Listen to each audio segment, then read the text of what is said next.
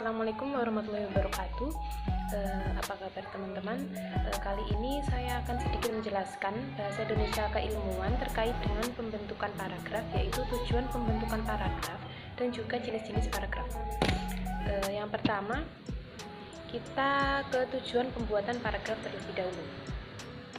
Nah, apabila kita pernah atau sudah membaca sebuah tulisan di mana tulisan tersebut tidak tersusun atas kesatuan paragraf, maka di sana kita akan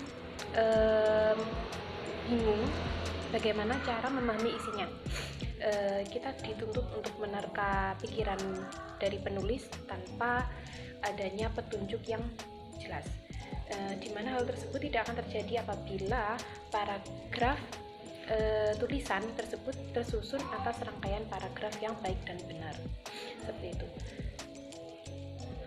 Dan juga saat kita membaca paragraf, kita bisa mengambil jeda sebentar untuk berkonsentrasi terhadap pikiran utama. Kita menganalisis pikiran utama yang terdapat dalam sebuah paragraf sebelum kita melangkah pada paragraf berikutnya. Oke. Di sini ada dua tujuan utama pembentukan paragraf. Yang pertama, pembentukan paragraf bertujuan memudahkan pengertian dan pemahaman dengan memisahkan pikiran utama yang satu dari utama pikiran yang lain. Jadi paragraf itu hanya dapat mengandung satu pikiran utama dalam sebuah paragraf. Apabila dalam paragraf memiliki dua pikiran utama, maka harus dipecah menjadi dua, seperti itu, agar untuk menghindari terjadinya kesulitan dalam mengambil atau menganalisa pikiran utamanya.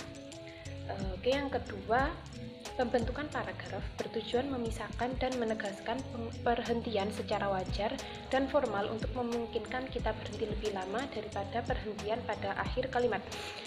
Dengan adanya perhentian tersebut, yang mungkin kita bisa berkonsentrasi terhadap pikiran utama pada setiap paragraf, lebih terarah, seperti itu.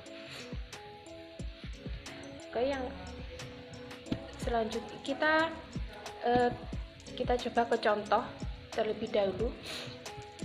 Di sini ada satu contoh yang bisa saya bacakan. Bidang pendidikan merupakan wadah dan lingkungan formal yang harus menerima anak didik dari semua suku bangsa Indonesia. Oleh karena itu, sesuai dengan pokok kebijaksanaan pendidikan dan kebudayaan dan GBHN, maka kedudukan dan juga fungsi bahasa Indonesia dalam hubungannya dengan pendidikan nasional adalah satu, sebagai mata pelajaran dasar dan pokok; dua, sebagai bahasa pengantar di semua jenjang sekolah. Bahasa daerah dapat dipakai untuk membantu bahasa Indonesia sebagai bahasa pengantar di kelas 1 sampai kelas 3 SD di daerah-daerah yang masih memerlukannya. Di samping itu, bahasa daerah dapat pula diajarkan sebagai satu mata pelajaran. Selain itu, juga bahasa daerah dianggap sebagai salah satu media pengembangan kebudayaan. Nah, di sini pada contoh tulisan atau contoh paragraf ini itu berisi dua pikiran utama, yaitu yang pertama tentang kedudukan dan juga fungsi bahasa Indonesia, sedangkan pikiran kedua adalah kedudukan dan fungsi bahasa daerah. Nah, karena dalam satu paragraf ini mempunyai dua pikiran utama, maka harus dijadikan dua buah, seperti itu. Seperti contoh ini, di mana setiap pikiran utama itu dijadikan menjadi dua paragraf, dipisah, seperti itu. Jadi bidang pendidikan masuk ke dalam paragraf pertama, sedangkan bahasa daerah masuk ke dalam paragraf selanjutnya atau berikutnya, seperti itu. Sekarang kita akan beralih ke jenis-jenis paragraf. Berdasarkan fungsinya dan juga wujudnya dalam karangan paragraf dapat dibagi menjadi tiga jenis, yaitu yang pertama paragraf pembuka, Lalu yang kedua paragraf pengembang, dan juga yang terakhir paragraf penutup. Di mana ketiga jenis paragraf tersebut itu memiliki fungsi tersendiri yang membedakan antara paragraf satu dan juga yang lainnya. Atau secara singkatnya kita kupas satu persatu. Yang pertama adalah paragraf pembuka.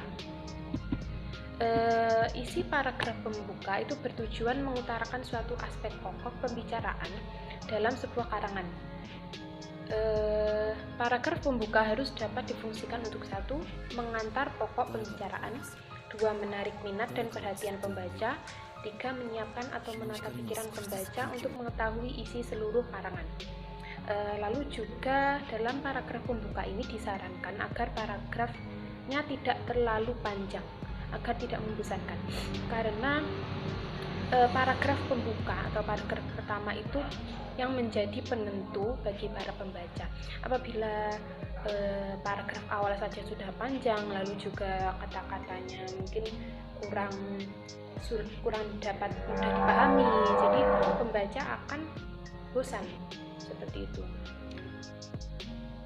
Oke, lalu yang kedua ada paragraf penghubung. Paragraf penghubung ini bertujuan menghubungkan pokok pembicaraan satu karangan yang sebelumnya telah dirumuskan di dalam paragraf pembuka. Ya, contoh dari ilustrasi ini permasalahan dan uraian pembahasan adalah isi sebuah paragraf penghubung atau paragraf pengembang. Paragraf pembuka paragraf penghubung atau pengembangan berfungsi dalam paragraf untuk yang pertama, untuk mengemukakan inti persoalan. Lalu yang kedua, memberi ilustrasi atau contoh. Lalu yang ketiga, menjelaskan hal yang akan diuraikan pada paragraf berikutnya. Lalu yang keempat, meringkas paragraf sebelumnya, dan juga terakhir mempersiapkan dasar atau landasan bagi kesimpulan. Jadi bisa dibilang paragraf penghubung ini sebagai paragraf yang paling inti atau isi, di mana kita biasanya lebih gampang untuk mencari topik utama dari sebuah tulisan melalui paragraf penghubung ini. Semua paragraf yang terletak antara paragraf pendahuluan dan paragraf penutup digolongkan sebagai paragraf penghubung. Oleh karena itu, antara paragraf yang satu dan paragraf lainnya harus saling berhubungan secara logis. Seperti itu. Lalu yang terakhir adalah paragraf penutup. Paragraf penutup adalah paragraf yang terdapat pada akhir tulisan atau yang mengakhiri sebuah tulisan.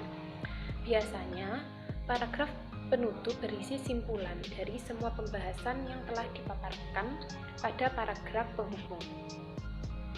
Jadi paragraf, kalau dianalisa lebih lanjut, itu paragraf pembuka itu adalah paragraf pada umumnya, lalu yang kedua paragraf penghubung itu adalah isi, lalu paragraf penutup itu adalah penjabaran dari paragraf penghubung, seperti itu. Jadi saling berkaitan. Paragraf penutup ini sering berisi penegasan atau pernyataan kembali tentang masalah-masalah yang diuraikan pada paragraf penghubung, agar maksud penulis menjadi lebih jelas jika ada hal-hal yang dianggap sangat penting. Dalam penyajian paragraf penutup itu ada beberapa hal yang harus kita perhatikan. Yang pertama, sebagai bagian penutup, paragraf ini tidak boleh terlalu panjang.